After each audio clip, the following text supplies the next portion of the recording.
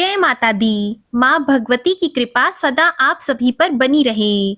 आज गुप्त नवरात्रि का छठा दिन है और आज के दिन महाविद्या त्रिपुर भैरवी की पूजा की जाती है।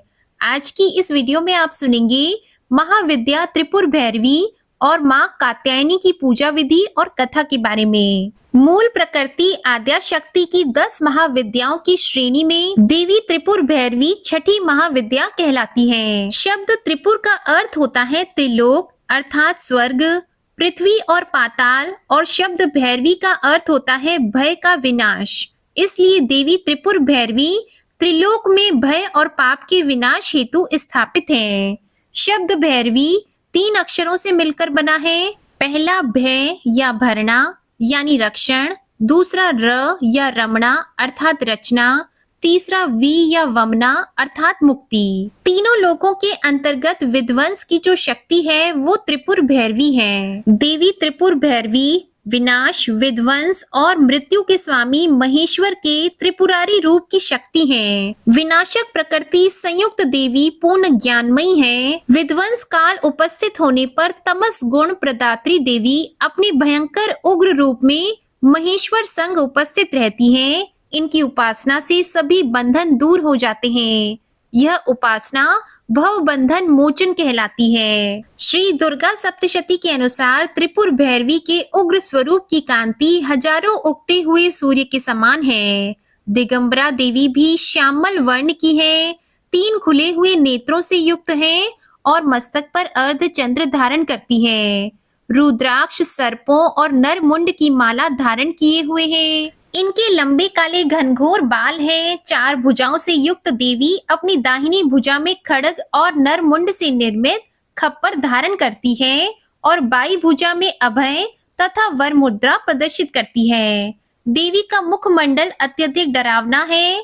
देवी का प्राकट्य मृत देह से है और इन्हीं की शक्ति मृत देह को पंच तत्व में भी विलीन करती है।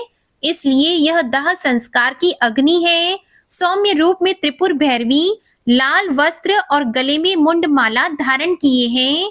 समस्त देह पर रक्त चंदन का लेपन है।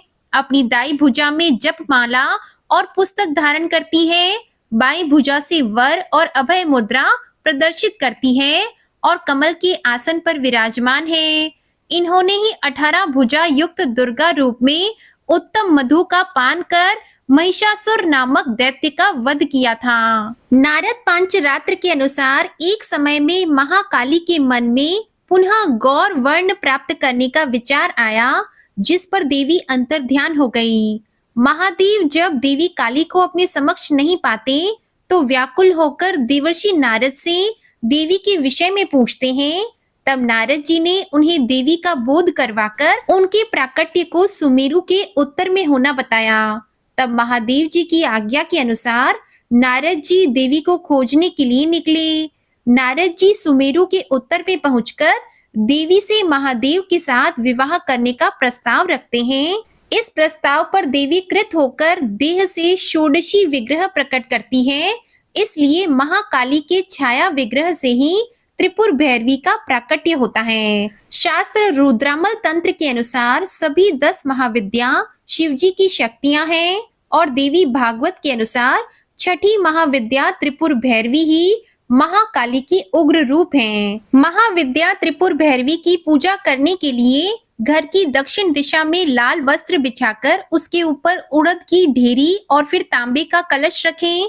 कलश में जल, दूध, काले तिल, सिक्का डालें। कलश के मुख पर आम या अशोक के पत्ते रखकर उस पर नारियल रखकर त्रिपुर भैरवी कलश स्थापित करें और चमेली के तेल का दीपक जलाएं। गूगल से धूप करें। माँ को सिंदूर का तिलक लगाएं। लाल पुष्प अर्पित करें। इसके बाद आप मौसमी फलों का या मिठाई का या हलवे का भोग माँ को अर्पित कर सकते हैं और साथ में कुछ दक्षिणा जरूर चढ़ाएं। लाल चंदन की माला से एक विशेष मंत्र का यथासंभव जाप करें। जाप पूरा होने के बाद उस भोग को गौ माता को खिला देना चाहिए। मंत्र है ओम ऐं ह्रीं श्रीं त्रिपुर भैरवीये नमः। यह तो थी 10 महाविद्याओं में से छठी महाविद्या माँ त्रिपुर भैरवी की कथा और पूजा विधि की जानकारी। अब जानिए नवरात्रि के छठे दिन पूजी जाने वाली माँ कात्यायनी की कथा और पूजा विधि के बारे में। माँ कात्यायनी अपने भक्तों पर बहुत ही जल्दी प्रसन्न होकर उनकी मनोकामनाओं को पूर्ण करती हैं। आज की इस वीडियो में आप सुनेंगे माँ कात्यायनी की संपूर्ण कथा, साथ ही आप सुनेंगे श्री महिषासुर मर्दिनी स्तोत्र का हिंदी अनुवाद। ऋषि कात्यायन के घर पर जन्म लेने के कारण ही माता का नाम कात्यायनी पड़ा। माँ कात्यायनी का स्वरूप अत्यंत चमकीला और भव्य है। इनकी 4 भुजाएं हैं। माँ के दाहिनी तरफ की ऊपर वाली भुजा अभय मुद्रा में और नीचे वाली वर मुद्रा में है। बाईं तरफ की ऊपर वाली भुजा में तलवार और नीचे वाली भुजा में कमल का पुष्प सुशोभित है। माँ का वाहन सिंह है। माँ कात्यायनी की भक्ति और उपासना के द्वारा मनुष्य बहुत ही जल्दी और बहुत ही सरलता से धर्म, अर्थ, काम और मोक्ष की प्राप्ति कर लेता है। वह इस लोक में स्थित रहकर भी अलौकिक तेज और प्रभाव से युक्त हो जाता है। माता कात्यायनी की पूजा करने से सभी प्रकार के संकटों का नाश होता है। माँ दानव और पापियों का नाश कर अपने भक्तों की रक्षा करती है। प्राचीन कथा के अनुसार कालांतर में कात्यायन नाम से कई ऋषि हुए हैं। एक विश्वामित्र मुनि के वंश में जिन्होंने श्रौत, गुह्य और प्रतिहार सूत्रों की रचना की थी। दूसरे गोमिल पुत्र थे जिन्होंने छंदों, परिशिष्ट, कर्म प्रदीप की रचना की थी। और तीसरे कात्यायन वर रुचि सोमदत्त के पुत्र थे जो पाणिनि सूत्रों के प्रसिद्ध वार्तिकार थे। कात्यायन कत ऋषि के गोत्र में उत्पन्न ऋषियों को कहा जाता है। सबसे पहले कत नामक महर्षि के पुत्र ऋषि कात्य हुए। इन्हीं कात्य के गोत्र में विश्व प्रसिद्ध महर्षि कात्यायन उत्पन्न हुए, जिन्होंने भगवती जगदम्बा की कई वर्षों तक बड़ी कठिन तपस्या की थी। फिर एक दिन प्रसन्न होकर देवी जगदम्बा ने कात्यायन ऋषि को दर्शन दिया और तब कात्यायन ऋषि ने उनसे अपनी पुत्री के रूप में अपने घर पर जन्म लेने की प्रार्थना की। तब देवी ने कात्यायन ऋषि को यह वरदान दिया कि वे पुत्री के रूप में उनके घर पर जन्म लेंगी और इस प्रकार अपने वचन का पालन करते हुए देवी जगदम्बा ने कात्यायन ऋषि के यहाँ जन्म लिया और फिर महिषासुर दैत्य का वध किया। एक और कथा के अनुसार भगवान श्री कृष्ण को पति रूप में प्राप्त करने के लिए ब्रज की गोपियों ने इन्हीं देवी की पूजा कालिंदी यमुना के तट पर की थी और देवी कात्यायनी को ब्रिज मंडल की अधिष्ठात्री देवी के रूप में भी पूजा जाता है।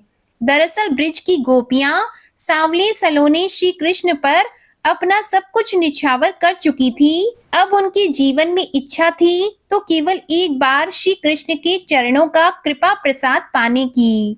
सोते, जागते, उठते, बैठते, खाते, पीते, हर समय यानी कि जीवन की प्रत्येक गति में उन गोपियों के तो मन में श्री कृष्ण ही बस गए थे। उन्हें आवश्यकता थी तो केवल श्री कृष्ण को रिझाकर उनके कमल रूपी श्री चरणों में आश्रय प्राप्त करने की। और जब श्री कृष्ण मथुरा चले गए तब सारी गोपियां बेचैन हो गईं, वे व्याकुल हो गईं। इन्हीं व्याकुलता भरे क्षणों में किसी ब्रज गोपी ने अपनी दादी नानी के मुख से यह सुन लिया कि कात्यायनी देवी व्रत के अनुष्ठान से मनोवांछित वर प्राप्त होता है। बस फिर क्या था, ब्रज की सभी कुमारी गोपियों ने नंद बाबा के लाडले कामदेव की छवि को धूमिल करने वाले और सूर्य की आभा से भी अधिक दैदीप्यमान गोविंद माधव को प्राप्त करने के लिए मन में दृढ़ विश्वास रखकर सामूहिक रूप से देवी कात्यायनी को प्रसन्न करने के लिए कात्यायनी व्रत करने का संकल्प एक साथ ले लिया। ब्रिज गोपियों ने अपने प्राण प्रियतम को प्राप्त करने के लिए माँ कात्यायनी के पूजन का व्रत विशुद्ध भाव से प्रारंभ कर दिया।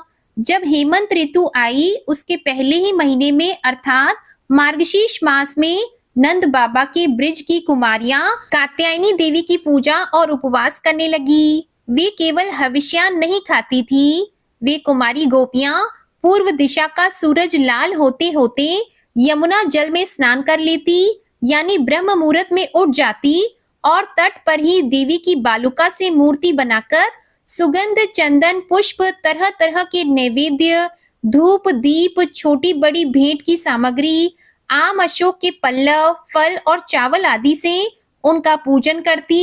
साथ ही कात्यायनी देवी के मंत्रों का जाप करती हुई वे कुमारी गोपियां देवी कात्यायनी की आराधना किया करती।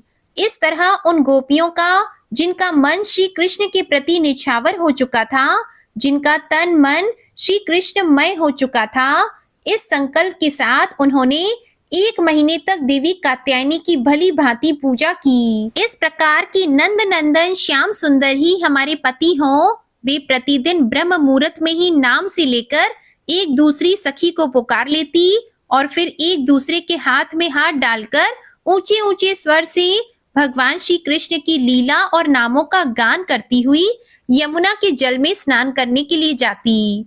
एक दिन सारी गोपियों ने प्रतिदिन की तरह यमुना जी के तट पर जाकर अपने अपने वस्त्र उतार दिए और भगवान श्री कृष्ण के गुणों का गान करती हुई वे बड़े आनंद से जल क्रीड़ा करने लगी। भगवान श्री कृष्ण सनकादि योगी और शंकर आदि योगीश्वरों के भी ईश्वर हैं। उनसे गोपियों के मन की यह इच्छा छुपी नहीं रही। वे उनका अभिप्राय जानकर अपने सखा ग्वाल बालों के साथ उन कुमारी गोपियों की साधना सफल करने के लिए यमुना तट पर पहुंच गए। उन्होंने अकेले ही उन सब गोपियों के सारे वस्त्र उड़ा दिए और बड़ी फुर्ती से कदम्ब के एक वृक्ष पर चढ़ गए। उनके साथी ग्वाल बाल अब ठठा ठठा कर हंसने लगे और स्वयं श्री कृष्ण भी हंसते हुए गोपियों से हंसी हंसी की बात कहने लगे। अरे कुमारी, अगर इच्छा हो तो तुम यहाँ आकर अपने अपने वस्त्र ले जाओ। मैं तुम लोगों से सच सच कहता हूँ, मैं हंसी मजाक बिल्कुल नहीं कर रहा। तुम लोग व्रत करते करते दुबली हो गई हो। यह मेरे सखा ग्वालबाल जानते हैं कि मेरी कोई भी बात कभी झूठी नहीं होती। सुंदरियों, अगर तुम्हारी इच्छा हो तो अलग अलग आकर अपने अपने वस्त्र ले लो या सब एक साथ आ जाओ, मुझे इसमें भी कोई आपत्ति नहीं। भगवान श्री कृष्ण की यह हंसी मजाक देखकर गोपियों का हृदय प्रेम से सराबोर हो गया। वे फिर थोड़ा सकुचाकर शर्मा कर एक दूसरे की ओर देखने और मुस्कुराने लगी। जल से बाहर नहीं आई तब भगवान ने हंसी हंसी में यह बात कही। तब उनके विनोद से कुमारियों का चित्त उनकी ओर और भी खिंच गया। वे ठंडे पानी में गले तक डूबी हुई थी और उनका शरीर थर थर कांप रहा था। तब उन्होंने जल में बैठे बैठे ही श्री कृष्ण से कहा, प्यारे श्री कृष्ण, तुम ऐसी अनीति भरी बातें मत करो। हम जानती हैं कि तुम नंद बाबा के लाडले लाला हो, हमारे प्यारे हो। सारे ब्रजवासी तुम्हारी सराहना करते रहते हैं। देखो, हम ठंड के मारे ठिठुर रही हैं, तुम हमारे वस्त्र दे दो। हे प्यारे श्याम सुंदर, हम तुम्हारी दासी हैं। जो तुम कुछ कहोगे उसे हम करने के लिए तैयार हैं। हमें कष्ट मत दो, हमारे वस्त्र हमें दे दो, नहीं तो हम जाकर अभी नंद बाबा से कह देंगी। तब श्री कृष्ण मुस्कुराते हुए बोले, गोपियों, तुम्हारी मुस्कान पवित्रता और प्रेम से भरी है। देखो, जब तुम अपने को मेरी दासी स्वीकार करती हो और मेरी आज्ञा का पालन करना चाहती हो तो यहाँ आकर अपने अपने वस्त्र ले लो। वे गोपियां जल में बहुत देर से बैठी हुई थी, ठंड के मारे कांप रही थी। किसी तरह सकुचाते हुए वे गोपियां यमुना जी से बाहर निकली। उस समय उन्हें ठंड बहुत सता रही थी। उनके इस शुद्ध भाव से भगवान बहुत ही प्रसन्न हुए और उन्हें अपने पास आई देखकर उन्होंने गोपियों के वस्त्र अपने कंधे पर रख लिए। फिर बड़ी प्रसन्नता से मुस्कुराते हुए बोले, अरे गोपियों, तुमने जो व्रत किया था उसे तुमने अच्छी तरह निभाया, इसमें संदेह नहीं। लेकिन इस अवस्था में वस्त्रहीन होकर तुमने जल में स्नान किया है। इससे तो जल के अधिष्ठाता देवता वरुण का और यमुना जी का अपराध हुआ है। इसलिए अब इस दोष की शांति के लिए तुम अपने हाथ जोड़कर सिर से लगाओ और उन्हें झुककर प्रणाम करो। इसके बाद अपने अपने वस्त्र ले जाओ। भगवान श्री कृष्ण की यह बात सुनकर उन गोपियों ने ऐसा ही समझा कि वास्तव में वस्त्रहीन होकर स्नान करने से हमारे व्रत में त्रुटि आ गई। अब उसकी निर्विघ्न पूर्ति के लिए उन्होंने समस्त कर्मों के साक्षी श्री कृष्ण को नमस्कार किया, क्योंकि उन्हें नमस्कार करने से ही सारी गलतियों और अपराधों का मार्जन हो जाता है और क्षमा हो जाते हैं। जब यशोदा नंदन भगवान श्री कृष्ण ने देखा कि सब की सब कुमारी गोपियां मेरी आज्ञा के अनुसार प्रणाम कर रही हैं, तब वे बहुत प्रसन्न हुए। उनके हृदय में गोपियों के प्रति करुणा उमड़ आई और फिर उन्होंने उनके वस्त्र दे दिए। श्री कृष्ण ने गोपियों से छल भरी बातें की, उनका लज्जा संकोच छुड़ाया, हंसी की और उन्हें कठपुतलियों के समान नचाया। यहाँ तक कि उनके वस्त्र भी हर लिए, फिर भी वे गोपियां उनसे रुष्ट नहीं हुई। उनकी इन चेष्टाओं को उन्होंने दोषी नहीं माना, बल्कि अपने प्रियतम के संग से वे तो और भी अधिक प्रसन्न हो गईं। गोपियों ने अपने अपने वस्त्र पहन लिए, लेकिन श्री कृष्ण ने उनके चित्त को इस प्रकार अपने वश में कर रखा था कि वे वस्त्र पहनने के बाद भी वहां से एक कदम भी आगे नहीं बढ़ पाई। अपने प्रियतम के समागम के लिए सज कर वे उन्हीं की ओर लचीले चितवन से निहारती रही। भगवान ने देखा कि उन गोपियों ने उनके चरण कमलों के स्पर्श की कामना से ही यह व्रत धारण किया है और उनके जीवन का यही एकमात्र संकल्प है।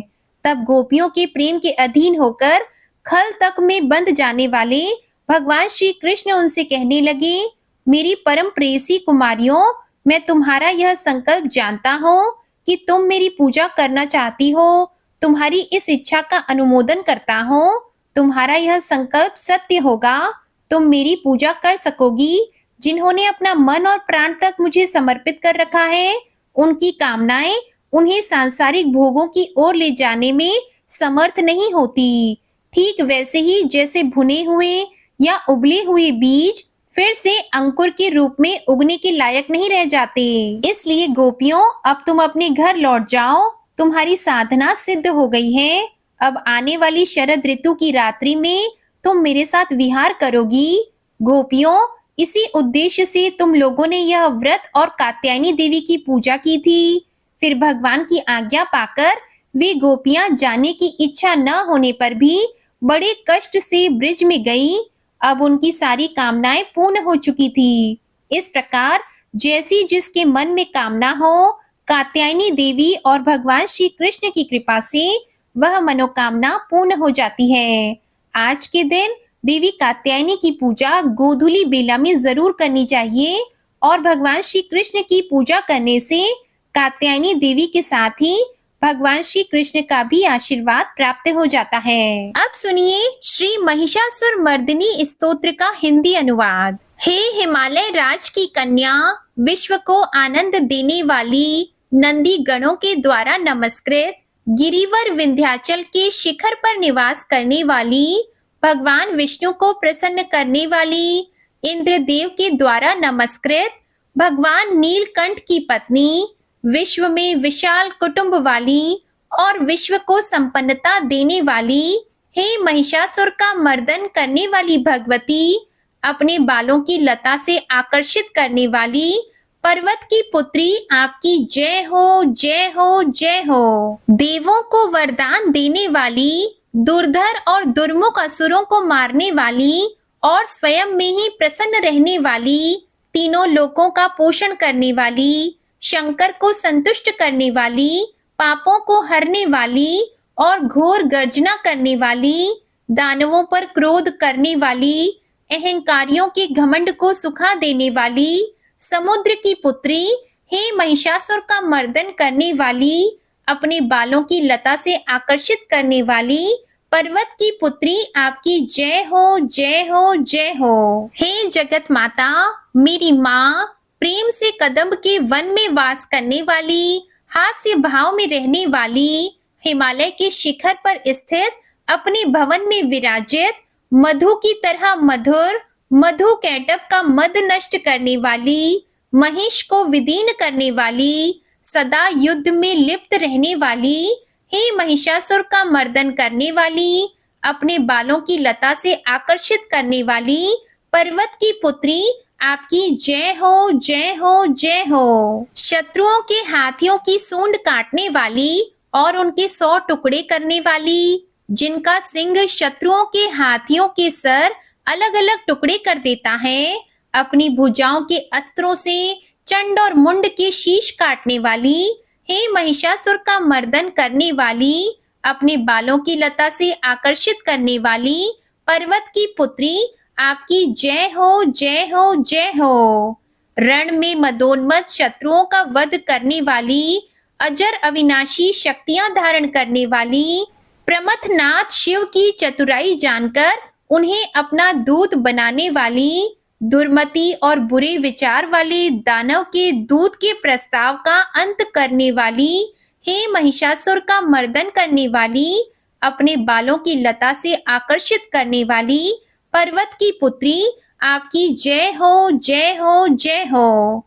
शरणागत शत्रुओं की पत्नियों के आग्रह पर उन्हें अभय दान देने वाली, तीनों लोकों को पीड़ित करने वाले, दैत्यों पर प्रहार करने योग्य त्रिशूल धारण करने वाली, देवताओं की दुंदुभी से दुमी दुमी की ध्वनि को सभी दिशाओं में व्याप्त करने वाली, हे महिषासुर का मर्दन करने वाली, अपने बालों की लता से आकर्षित करने वाली पर्वत की पुत्री, आपकी जय हो, जय हो, जय हो। मात्र अपनी हुंकार से धूम्रलोचन राक्षस को धुएं के समान भस्म करने वाली, युद्ध में कुपित रक्त बीज के रक्त से उत्पन्न अन्य रक्त बीजों का रक्त पीने वाली, शुंभ और निशुंभ दैत्यों की बलि से शिव और भूत प्रेतों को तृप्त करने वाली, हे महिषासुर का मर्दन करने वाली, अपने बालों की लता से आकर्षित करने वाली पर्वत की पुत्री,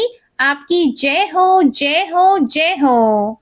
युद्ध भूमि में जिनके हाथों में कंगन धनुष के साथ चमकते हैं, जिनके सोने के तीर शत्रुओं को विदीर्ण करके लाल हो जाते हैं और उनकी चीख निकालते हैं, चारों प्रकार की सेनाओं, हाथी, घोड़ा, पैदल और रथ का संहार करने वाली, अनेक प्रकार की ध्वनि करने वाले बटुकों को उत्पन्न करने वाली, हे महिषासुर का मर्दन करने वाली, अपने बालों की लता से आकर्षित करने वाली पर्वत की पुत्री, आपकी जय हो, जय हो, जय हो। देवांगनाओं के तथा थे आदि शब्दों से युक्त भावमय नृत्य में मग्न रहने वाली, कुकुत अड्डी विभिन्न प्रकार की मात्राओं वाले ताल वाले स्वर्गीय गीतों को सुनने में लीन, मृदंग की धू धुकुट धीमी धीमी आदि गंभीर ध्वनि सुनने में लिप्त रहने वाली, हे महिषासुर का मर्दन करने वाली, अपने बालों की लता से आकर्षित करने वाली पर्वत की पुत्री, आपकी जय हो, जय हो, जय हो। जय जयकार करने और स्तुति करने वाले समस्त विश्व के द्वारा नमस्कृत, अपने नुपुर के झन झन और झिमझिम शब्दों से भूतपति महादेव को मोहित करने वाली, नटी नटों के नायक अर्धनारीश्वर के नृत्य से सुशोभित नाट्य में तल्लीन रहने वाली, हे महिषासुर का मर्दन करने वाली, अपने बालों की लता से आकर्षित करने वाली पर्वत की पुत्री, आपकी जय हो, जय हो, जय हो। आकर्षक कांति के साथ अति सुंदर मन से युक्त और रात्रि के आश्रय अर्थात चंद्रदेव की आभा को अपने चेहरे की सुंदरता से फीका करने वाली, काले भंवरों के समान सुंदर नेत्रों वाली, हे महिषासुर का मर्दन करने वाली, अपने बालों की लता से आकर्षित करने वाली पर्वत की पुत्री, आपकी जय हो, जय हो, जय हो। महायोद्धाओं से युद्ध में चमेली के पुष्पों की भांति कोमल स्त्रियों के साथ रहने वाली तथा चमेली की लताओं की भांति कोमल भील स्त्रियों से जो झिंगूरों के झुंड की भांति घिरी हुई हैं, चेहरे पर खुशी से उत्पन्न उषा काल के सूर्य और खिले हुए लाल पुष्प के समान मुस्कान वाली, हे महिषासुर का मर्दन करने वाली, अपने बालों की लता से आकर्षित करने वाली पर्वत की पुत्री, आपकी जय हो, जय हो, जय हो। जिसके कानों से लगातार मद बहता रहता है, उस हाथी के समान उत्तेजित, हे गजेश्वरी, तीनों लोकों के आभूषण, रूप, सौंदर्य, शक्ति और कलाओं से सुशोभित, हे राजपुत्री, सुंदर मुस्कान वाली स्त्रियों को पाने के लिए मन में मोह उत्पन्न करने वाली कामदेव की पुत्री के समान, हे महिषासुर का मर्दन करने वाली, अपने बालों की लता से आकर्षित करने वाली पर्वत की पुत्री, आपकी जय हो, जय हो, जय हो। जिनका कमल दल पंखुड़ी के समान कोमल, स्वच्छ और कांति से युक्त मस्तक है, हंसों के समान जिनकी चाल है, जिनसे सभी कलाओं का उद्भव हुआ है, जिनके बालों में भंवरों से घिरे कुमुदनी के फूल और बकुल पुष्प सुशोभित हैं, उन महिषासुर का मर्दन करने वाली, अपने बालों की लता से आकर्षित करने वाली पर्वत की पुत्री, आपकी जय हो, जय हो, जय हो। जिनके हाथों की मुरली से बहने वाली ध्वनि से कोयल की आवाज भी लज्जित हो जाती है, जो खिले हुए फूलों से, रंगीन पर्वतों से विचरती हुई पुलिंद जनजाति की स्त्रियों के साथ मनोहर गीत जाती है, जो सद्गुणों से संपन्न शबरी जाति की स्त्रियों के साथ खेलती हैं, उन महिषासुर का मर्दन करने वाली, अपने बालों की लता से आकर्षित करने वाली पर्वत की पुत्री, आपकी जय हो, जय हो, जय हो। जिनकी चमक से चंद्रमा की रोशनी फीकी पड़ जाए, ऐसे सुंदर रेशम के वस्त्रों से जिनकी कमर सुशोभित है, देवताओं और असुरों के सर झुकने पर उनके मुकुट की मणियों से जिनके पैरों के नाखून चंद्रमा की भांति दमकते हैं, और जैसे सोने के पर्वतों पर विजय पाकर कोई हाथी मदोन्मत्त होता है, वैसे ही देवी के उरोज कलश की भांति प्रतीत होते हैं। ऐसी ही महिषासुर का मर्दन करने वाली, अपने बालों की लता से आकर्षित करने वाली पर्वत की पुत्री, आपकी जय हो, जय हो, जय हो। सहस्त्रों दैत्यों के सहस्त्रों हाथों से सहस्त्रों युद्ध जीतने वाली और सहस्त्रों हाथों से पूजित सुर तारक उत्पन्न करने वाली, उसका तारकासुर के साथ युद्ध कराने वाली, राजा सुरत और समाधि नामक वैश्य की भक्ति से समान रूप से संतुष्ट रहने वाली, हे महिषासुर का मर्दन करने वाली, बालों की लता से आकर्षित करने वाली पर्वत की पुत्री, आपकी जय हो, जय हो, जय हो। जो भी आपके दयामय पद कमलों की सेवा करता है, हे कमला, हे लक्ष्मी, वह व्यक्ति कमल निवास यानी धनी कैसे न बने। हे शिवे, आपके पद कमल ही परम पद हैं, उनका ध्यान करने पर भी परम पद कैसे नहीं पाऊंगा। हे महिषासुर का मर्दन करने वाली, बालों की लता से आकर्षित करने वाली पर्वत की पुत्री, आपकी जय हो, जय हो, जय हो। सोने के समान चमकते हुए नदी के जल से जो आपके रंग भवन में छिड़काव करेगा, वो शची अर्थात इंद्राणी के वक्ष से आलिंगित होने वाले इंद्र के समान सुखानुभूति क्यों ना पाएगा। हे वाणी, हे महासरस्वती, आप में मांगल्य का निवास है, मैं आपके चरण में शरण लेता हूँ। हे महिषासुर का मर्दन करने वाली, बालों की लता से आकर्षित करने वाली पर्वत की पुत्री, आपकी जय हो, जय हो, जय हो। आपका निर्मल चंद्र समान मुख चंद्रमा का निवास है, जो सभी अशुद्धियों को दूर कर देता है। नहीं तो क्यों मेरा मन इंद्रपुरी की सुंदर स्त्रियों से विमुख हो गया है। मेरे मत के अनुसार आपकी कृपा के बिना शिव नाम के धन की प्राप्ति कैसे संभव हो सकती है। हे महिषासुर का मर्दन करने वाली, बालों की लता से आकर्षित करने वाली पर्वत की पुत्री, आपकी जय हो, जय हो, जय हो। हे दीनों पर दया करने वाली उमा, मुझ पर भी दया कर ही दो।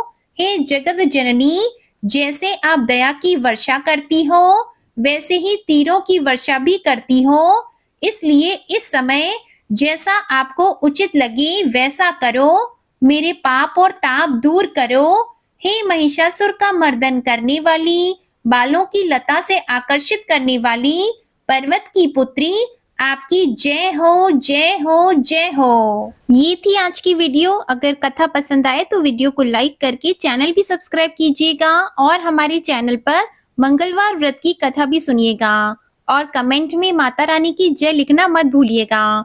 जय माता दी।